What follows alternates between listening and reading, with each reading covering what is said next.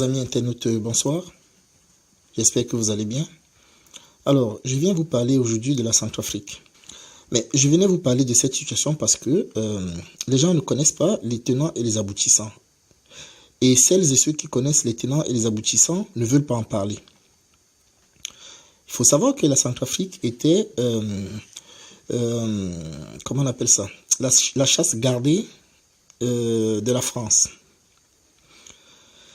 La France est en train de perdre main dans la plupart de ses colonies, parce qu'on nous parle de la fin de la colonisation, mais c'est toujours la colonisation, hein, il faut le savoir. Les Américains sont entrés en jeu dans cette chasse au gâteau africain, et les Américains passent par plusieurs méthodes. Ils ont ce qu'on appelle le soft power et ils ont ce qu'on appelle le hard power. D'ailleurs, leur soft power a été mis en place au Rwanda. Ça ne s'est pas passé comme ils souhaitaient et ça a tourné en vrille et ça s'est transformé au hard power. Après les élections, la population qui savait qu'elles avaient été truquées s'est mise à contester. Voyez-vous, la France voulait un président avec qui il devait traiter les Anglais, les Américains, les Israéliens. Il faut savoir qu'Israël investit énormément et en France, quand je dis, en Afrique, quand je dis investi, c'est au niveau stratégique. Donc, ils sont toujours là où il faut manger quelque chose, là où il faut gratter quelque chose, sachez qu'ils sont toujours là. Voilà. Et donc, la France, qu'est-ce qui se passe? Dernièrement, on a appris par un journaliste français que une armée, ce qu'ils appellent il y a des organisations en République centrafricaine, une armée de résistance, il s'appelle l'armée de résistance du Seigneur, avait mis en mal les agents, n'est-ce pas, américains qui avaient été installés là-bas. Les forces spéciales américaines, qui y étaient depuis 2011, et ils sont partis en 2017, une fois qu'ils n'ont pas réussi à évincer ce groupe qu'on considère comme des rebelles, mais en réalité c'est un groupe de résistants qui s'est organisé, qui s'est auto-organisé, et dont l'objectif est de chasser toutes les bases militaires étrangères dans leur pays. Voyez-vous? Donc, dans les médias, on va vous les présenter comme des sectes, comme des maquisards, comme des... On va leur donner tous les noms. Mais ils se sont rendus compte qu'ils n'ont tellement plus le choix qu'ils sont obligés d'aller avec la rébellion armée. C'est malheureux, mais on voit bien que quand les situations sont complètement pourries, les gens n'ont plus d'autre choix que de s'armer pour pouvoir se battre. Donc, sachez que cette petite organisation citoyenne de la République centrafricaine qu'ils appellent l'armée de résistance a mis en mal les forces spéciales américaines. Maintenant, qu'est-ce qui se passe? Puisque ils sont en train de se rendre compte, les espions français, vous savez, les ambassades, en réalité, leur véritable rôle, c'est de contrôler, espionner, donner les informations.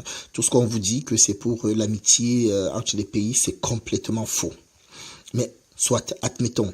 Il faut donc savoir que les ambassadeurs africains en République centrafricaine, les ambassadeurs, autant pour moi, français en République centrafricaine, donnent des informations qui ne vont pas dans le sens de la France. La République centrafricaine est en train de fuir les accords bilatéraux avec la France et sont en train de se faire armer par la Russie et par la Chine. Donc, en réalité, ce qui est en train de se passer, c'est que les milices qui réapparaissent à gauche, à droite, qui n'ont plus le nom de Boko Haram, mais qui ont d'autres noms, vous allez entendre parler des Balaka, des anti-Balaka, ce sont les forces extérieures qui les arment, qui les droguent, qui les payent pour pouvoir créer le bordel. En fait, ces gens, ce sont des gens qui n'ont rien à faire dans leur vie, qui sont pour la plupart des bandits à qui on propose une activité qui n'est pas en contradiction avec ce qu'ils ont l'habitude de faire au quotidien, vous voyez?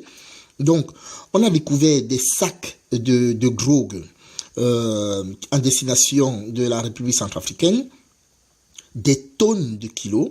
Donc, ils font quoi? Ils prennent des gens, ils leur promettent ciel et terre, ils leur donnent un peu de sous, ils leur promettent des formations. Effectivement, ils les font des formations de manipulation d'armes et tout ça. Ils les payent, ils les droguent, et une fois que ces gens sont devenus dépendants de ces drogues-là, ils les donnent des missions. Et ces gens, donc, vont se retrouver. Vous allez entendre qu'il y a un groupe de personnes qui sont allées agresser les musulmans et qui ont dit qu'ils vont manger leur cœur. Ça, c'est tout un montage. Vous voyez? C'est la déstabilisation même du pays qui se joue. Et ce ne sont pas les populations qui sont à l'origine de ça, ce sont des forces qui viennent de l'extérieur qui sont à l'origine de cette déstabilisation. Comment se fait-il que les forces de l'ONU, les casques bleus, se retrouvent dans cette histoire? Eh bien, il faut savoir une chose. Les 3/4 des richesses pillées et qui vont dans des sacs et dans des coffres noirs passent par les casques bleus. Donc, à chaque fois qu'ils vont se retrouver avec une partie de la population qui a vu le truc et qui est opposée, eh bien, ils vont tirer dessus. Ils n'hésitent pas. Parce que derrière ça, il y a des business qui se passent. Il y a des commandants des forces de l'ONU qui ont fait des déclarations fracassantes. Donc, je voulais vraiment attirer votre attention pour que vous compreniez très bien que derrière ces casques bleus, derrière l'ONU, c'est une organisation qui est censée aider à la paix, mais en réalité, on voit bien que partout où cette structure est passée, elle a que fait couler du sang. Donc, on devient de moins en moins con, on comprend ce qui se passe. Je voulais juste mettre le point dessus, vous passez le post que j'ai envie de partager avec vous et vous faire comprendre que l'histoire de la Centrafrique n'a rien à voir avec une histoire de religion entre les musulmans et les chrétiens, et n'a rien à voir entre une dispute quelconque du pouvoir entre ces populations. Ce sont des gens à l'extérieur, voyez-vous, toutes ces firmes qui passent par les armées régulières des États pour faire tous ces forfaits. Voilà ce que je tenais à partager avec vous. Ne vous laissez pas avoir. Les musulmans et les chrétiens ont toujours vécu dans ce pays sans le moindre problème.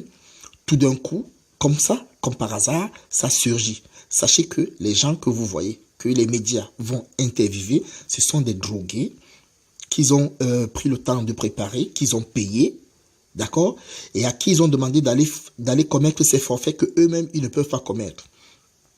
Sauf que rien ne reste jamais caché. Et comme par hasard, il y a un monsieur qui a joué le jeu des casques bleus et qui a fait croire qu'il était de leur côté, mais dont le but était de les prendre en flagrant délit et de filmer. Mais sachez une chose, le problème de l'Afrique, ce ne sont pas les Africains. Le problème de l'Afrique, c'est sa richesse. C'est tout simplement parce qu'ils veulent exploiter ces richesses. Ils sont en conflit. La France est en conflit avec les États-Unis. Ne croyez pas ce qu'ils vous disent là. La France est en conflit avec l'Angleterre. La France est en conflit avec même Israël, que nous croyons, nous autres pauvres cons, que ce sont les meilleurs amis du monde. Non. Quand il y a une question d'intérêt et d'argent, ils ne sont plus du tout amis.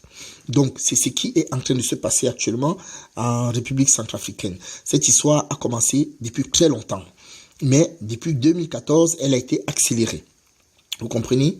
Et donc, c'est pour ça que les bases militaires américaines sont en train de se construire de gauche à droite. C'est pour ça que les Français sont en train de renforcer leur position en Afrique. C'est pour ça que les Russes sont en train d'installer des positions militaires en Afrique. C'est pour ça que les Chinois sont en train d'installer leurs bases militaires en Afrique. C'est rien d'autre. On n'installe pas les bases militaires pour faire le commerce avec les gens. D'accord? On installe des bases militaires pour se défendre contre quelque chose. Et ce ne sont pas les Africains qui sont les plus armés qui vont aller se battre contre ces gens-là. Donc, si vous voyez ces gens, les casques bleus, les bases d'Africacom, d'Africom autant pour moi, les bases, les Barkhane, les éperviers, toutes ces bases que vous voyez en Afrique, ça n'a absolument rien à voir dans le cadre de la protection et de la sécurisation de la population. C'est une guerre qui est déjà ouverte entre ces propres États-là. Et c'est la population qui paye les pots cassés. C'est ce que je voulais vous dire. Donc, s'il vous plaît, partagez cette vidéo au maximum, informez les gens qu'on arrête de tuer les êtres humains pour des intérêts matérialistes. Il n'y a rien de pire. Je ne sais pas où est-ce que ces gens comptent aller avec ce rythme-ci, mais il va falloir un moment que ça s'arrête.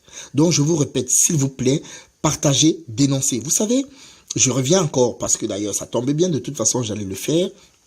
En Côte d'Ivoire, c'est les mêmes choses qui se sont passées. Les personnes intéressées ont armé des rebelles qui venaient des pays étrangers pour aller déstabiliser la Côte d'Ivoire.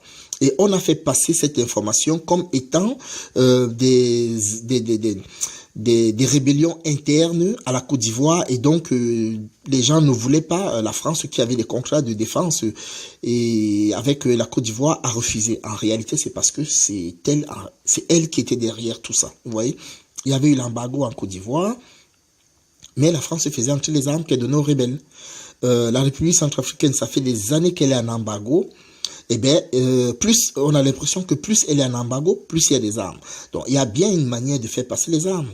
Si ce ne sont pas ces pauvres rebelles, ces soi-disant criminels qui font entrer les armes, qui c'est qui fait entrer les armes? Si ce ne sont pas eux qui font entrer des tonnes de drogue, qui c'est qui fait entrer cette drogue-là? Vous comprenez ce que je vous dis? Voilà comment ça se passe. C'est malheureux, c'est triste, mais c'est comme ça que ça se passe.